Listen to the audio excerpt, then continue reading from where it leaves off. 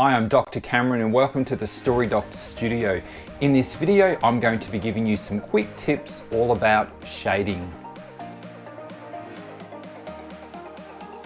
Whenever you're creating an artwork and wanting to shade it, it's important to think about where the light source is positioned. So let's imagine the light is up on the top right-hand corner up here.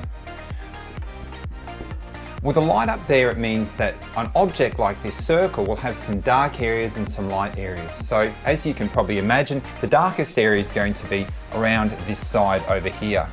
And the lightest area is probably going to be over there closest to the light source. So if we're shading in, it's good to imagine those different sources. Often there are two light sources, but if it's a simple one like that, you'll have a shading area here and you'll build it up the darkness over in this side here too. Imagine it's a hot sunny day and you have a bottle lying on the path.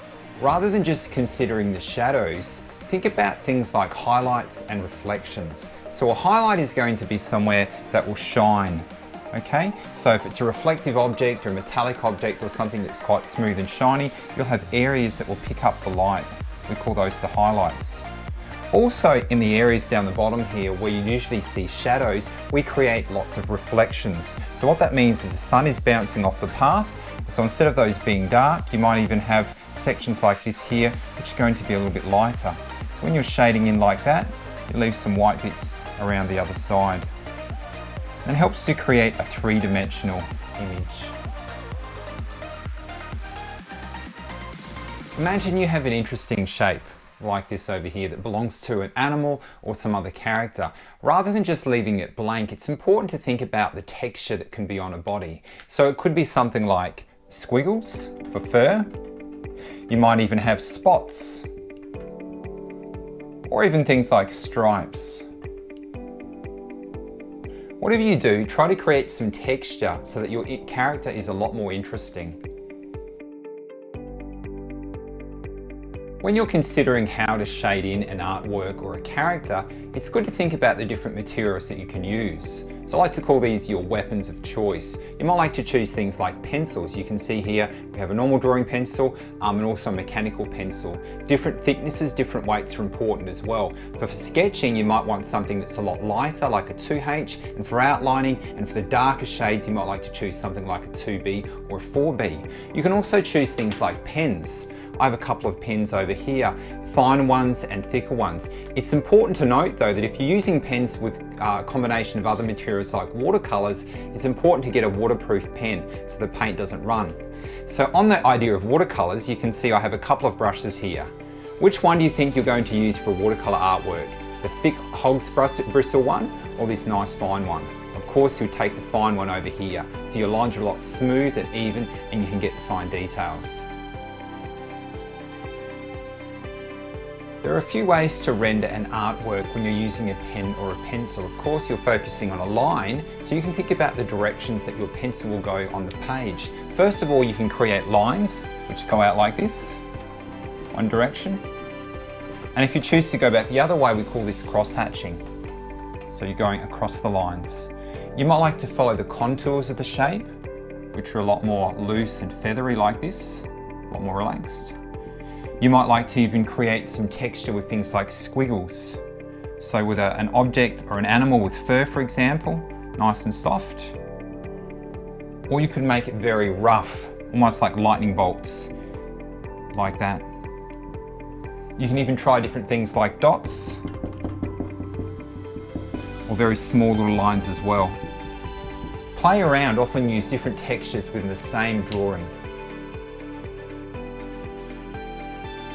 Like a lot of teachers and other artists, I'm not a huge fan of using felt pens to create artworks, but there's a little technique that you can use if you'd like to use felt pens, and it combines felts with coloured pencils.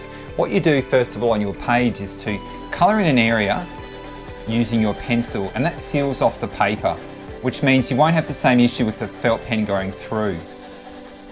Once you finish your area then, you can then take your felt pen and nice and neatly you can go over the top with some nice lines.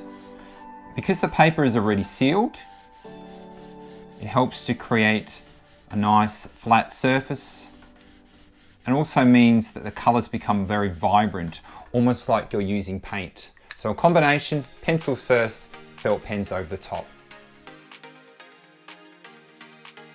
Primary colours, blue, yellow and red, and also the secondary colours, which are mixed by putting together blue and red, which is purple, blue and yellow is green, and yellow and red makes orange.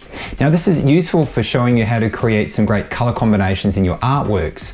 What you might do is choose some dominant colours, for example the blues or the greens, and then have a hint of something on the other side.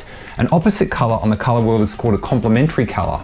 So for example, the complementary colour to blue would be orange. And if you put a little bit of orange with the rest of the blue, you create a nice balance in your artwork.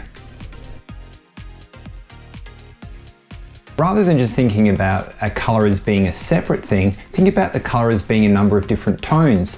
For example, over here we can see 3 different types of green, a light green, a medium green and a dark green. And the light green is actually using a little bit of yellow in there as well. Now all these colours could be used separately, or we can combine them together to create some different tonal effects, as you can see on the egg over here, where we have a light section, a medium, a dark section, and also some reflections down the bottom. So don't just think of colour as being a one flat thing. Think about how different pressures can create darker colours, and adding water for watercolour, for example, will create lighter shades of the same colour. Our little teddy bear, you can see he's been shaded in using one shade of brown. What you can do once you've created a picture like this is to add some other layers. So rather than seeing it as a flat drawing, you can start to add the shadows over the top. So for example, you could think about shadows that are going to be underneath the chin. You can use pencils and different materials for this. You can actually mix different things together.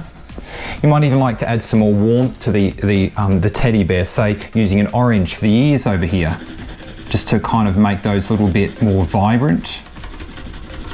And then in sections like this around here, you can add other details. So if you wanted to create more of a shadow, and even the texture by having little flicks and squiggles, as if you've actually got fur on the little bear as well.